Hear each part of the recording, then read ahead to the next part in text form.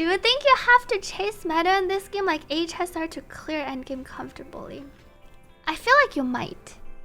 In the sense that there are the weaknesses. Enemies are weak to a type, and then there are sometimes also resistant. The element that the enemies are weak to, you do a 1.2x, and then you do 0.8 damage. You do decreased damage if the enemies are resistant to your damage type, your attribute type. And then if they're not weak nor resistant, then you do 1x. Endgame sounds very similar to Honkai Impact 3 meta chasing. There are no leaderboards though, so definitely will not be as hardcore. should not be as bad as Honkai Impact 3, where you have to actually fight other people's wallets. Equivalent of Jingxi and Acheron.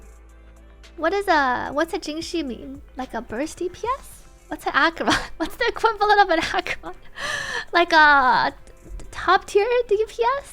That's hard to say. You can say some Firefly teams can clear things faster than Acheron.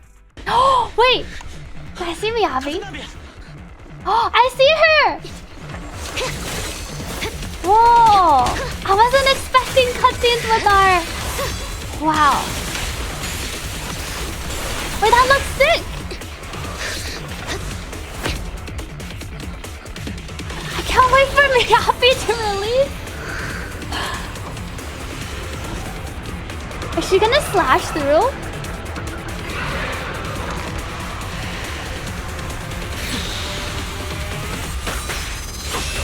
Oh! I think she's the Acheron character. Who was asking earlier? I need to know who the Acheron character is. I think you have your answer here.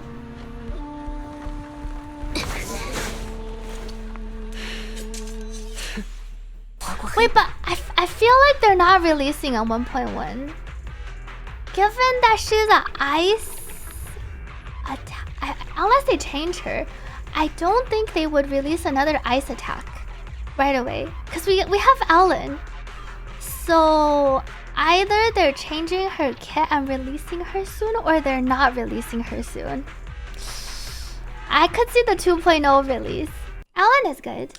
Ellen is very strong. She might be the strongest. Like in a vacuum, I feel like she might be the strongest with no other teammates. And then with teammates, I feel like she is even stronger. Cause Sokaku and the Lycan guy is really OP with her. She has like the perfect team comp. Whereas Zhu Yan is kind of like a potentially she might get a good team in the future. I would say the top characters from standard: Rena, Grace, Wolf Guy if you have Ellen, or if you're planning to pull for Ellen. And Soldier 11 is pretty good, I think, for DPS early game. Her fire infusion suppression thing is pretty cool.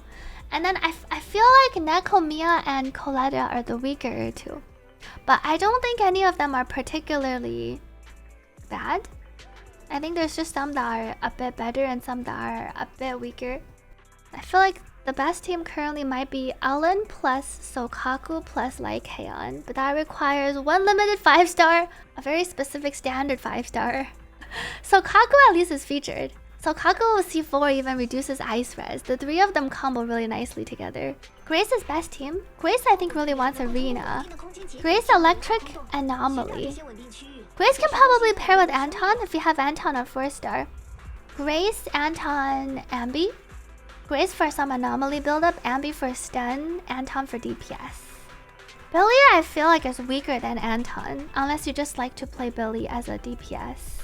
Like if you like his playstyle better. Anton I think is pretty strong. Kung Fu says I have Ellen and Sokaku, but not Lycaon. I also have the same situation. I recommend Ambi.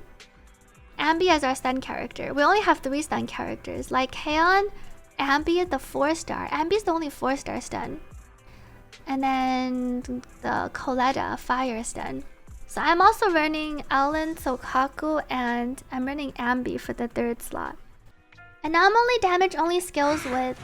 I think it is proficiency. Mastery is the efficiency, so how quickly. It's like your weakness efficiency almost. Anomaly mastery affects the efficiency of the build-up. And then your anomaly proficiency is the damage. Your damage for anomalies also scale from attack. And bonus damage. Bonus damage, attack, Anomaly proficiency. And it counts like the stats of every character who inflicts the anomaly. Or who builds up the anomaly.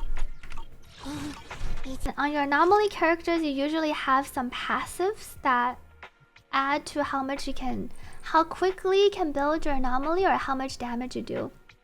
Like for Grace, whenever she triggers her 8 stacks, using her special or EX increases the accumulated electric anomaly buildup. So generally they'll have something built into their kit. Grace doesn't really have a team. I feel like she works well with an Anton, because Anton wants the enemies to be shocked. And because Grace builds up a lot of electric anomaly buildup, there is a pretty high chance like you overall get a higher uptime of shock. So then your Anton can do more damage. I've been leveling up my Anton a bit for the electric team. And Grace, Anton, Rena, or Grace, Anton, Ambi if you don't have Rena.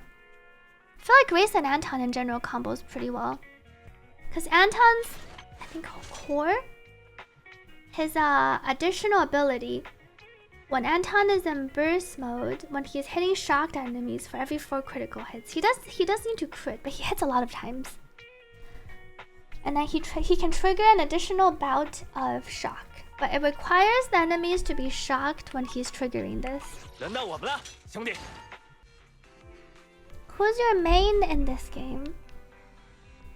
I don't know if I have a main. I really like Soldier 11. But I don't have a Soldier 11. I like her because of her fiery attacks.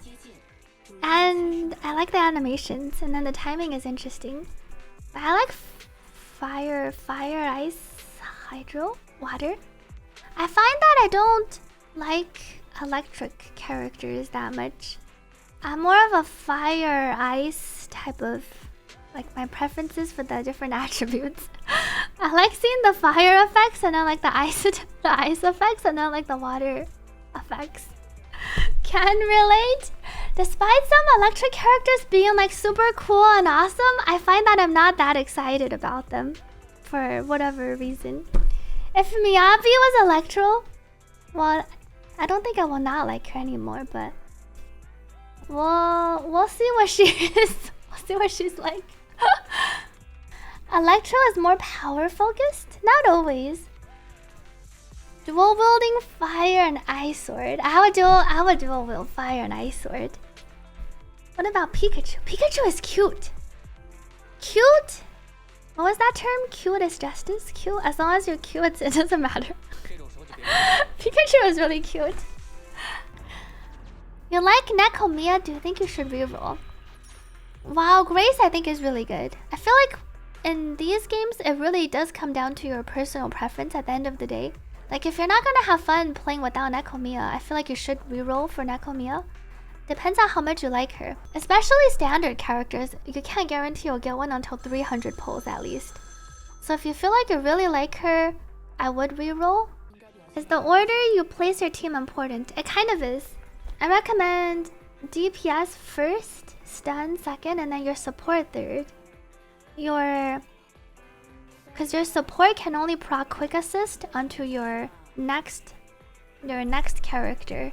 So generally you want to position it so if your DPS is first, then your support wants to be third. If your DPS is second, then your support wants to be first slot. Stun, support, DPS, that works. I think I do DPS, stun, support. So I move it 1 forward. I think there is bullet fall off. Like here I do 91 crit, 69, but if I run up to them close, the numbers go up. So you do want to be close with Grace, even though she can hit from really far. There is like for the gun characters, Billy, Grace, the long range ones, if you're too far, you'll do less damage in general, even though you're hitting them. Versus here I'm doing over 100. But if I run far from them, I'm hitting like 56, 60, 30. So on your long range characters, you do kind of want to be closer. Did you see the hidden input that you can do with Nicole? The hold, and then move your joystick around? There are 2 hidden inputs for Nicole. I think you can hold attack and then roll your joystick or press your direction keys. And then you can also dodge and do that. I think it's a reference to Pandora from DMC. Her suitcase is like the Pandora weapon from DMC. Do you think this is the type of game where you quickswap often? Yes. The game literally incentivizes you to quickswap because you can only parry with quickswap. I think it's an interesting mechanic. They really try to incentivize or remind players about swapping. Because in games where you have a character on field, it is easy sometimes to forget to swap. So they tied the parry into swap. So you can only trigger parry by swapping. Sari says the parry swap actually feels amazing. And the parry swap, it's a very interesting mechanic, and I think they put it in to incentivize players to swap. There's also the chain attacks where you want to swap around.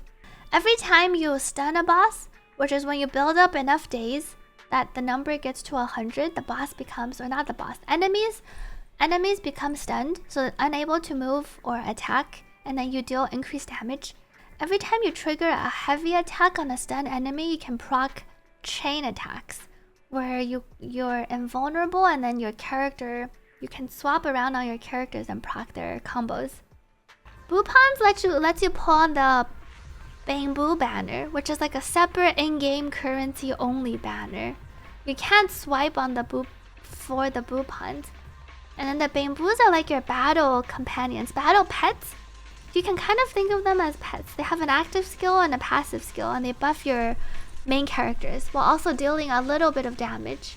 Why does ZZZ have to be 50 GB? It has a lot of things. They really made their game bigger since CBT3. I think they added a lot of things.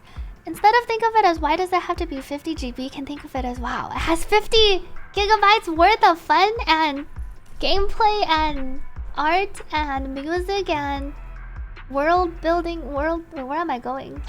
Oh! Wait, they have a claim all for achievements. Wow. I didn't think they would have a claim all. That's pretty revolutionary. Usually all the games make you click on every single achievement, like because it's first time, and then they want to give the players the experience, but we have claim all. It's actually really nice. Wow. Time to hoard achievements. I'm just going around and claiming these. Oh, and it keeps track of your pity here. This is pretty nice. We don't have this in Genshin or Star Rail. You have to go and check your pity. Here it keeps track of your A rank pity, so your 4-star pity and your 5-star pity. That's really nice quality of life. I like it. You don't have to go into your details page and count many pages back to figure out what pity you're on. This is pretty nice. No one could ever.